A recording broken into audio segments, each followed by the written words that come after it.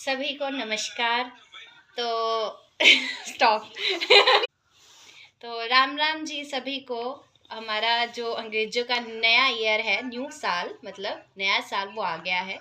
पर हम कुछ आज नई चीज़ें भी सीखेंगे हमारे कैलेंडर से, जो कि हमारे हिंदुओं के नववर्ष जो होता है उससे रिलेटेड और अंग्रेजों के नववर्ष से रिलेटेड हम कुछ अच्छी चीज़ें सीखेंगे जो कि आजकल की जनरेशन में हम लोगों को कम पता होता है।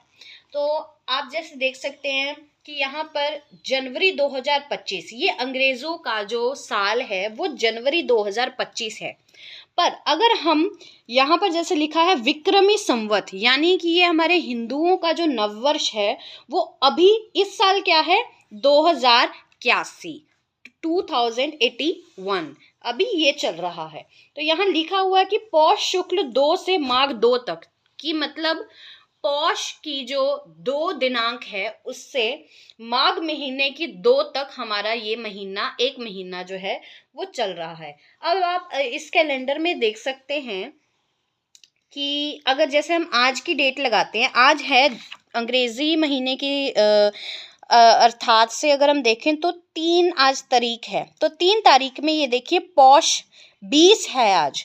पौष 20 से लेकर आप देखिए हमारा यहाँ पर जाके पौष 30, यानी कि यहाँ महीना हमारा खत्म हो रहा है, जहाँ पर अंग्रेजी महीने के हिसाब से 13 तारीख को पूर्णिमा होती है। तो यानी कि पूर्णिमा पे हमारा जो विक्रमी संवत है वो खत्म होता है और यहाँ से माघ महीने का प्रारंभ हो रहा है। तो हमारे हिंदू नववर्ष के हिसाब से यहाँ जहाँ पर पूर्णिमा है वहाँ पर हमारा जो महीना है वो खत्म होता है और नया महीना शुरू होता है।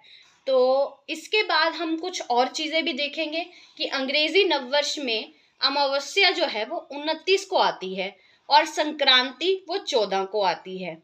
कुछ और चीज़ें भी हैं, जैसे आप लोगों को आजकल कुछ बच्चों को या लोगों को नहीं पता होती, वो है एकादशी के बारे में। कि कहा जाता है कि एकादशी जो होती है उस दिन आपको चावल नहीं खाने चाहिए। तो वो हमारे पुराने जितने भी कह सकते हैं संत थे, उन्होंने ये जानकारी हमारे लिए बनाई थी। जैसे यहाँ देखिए एकादशी जो है वो 10 को और 25 को है। तो इस 2 दिन जो है हमने चावल नहीं खाने होते।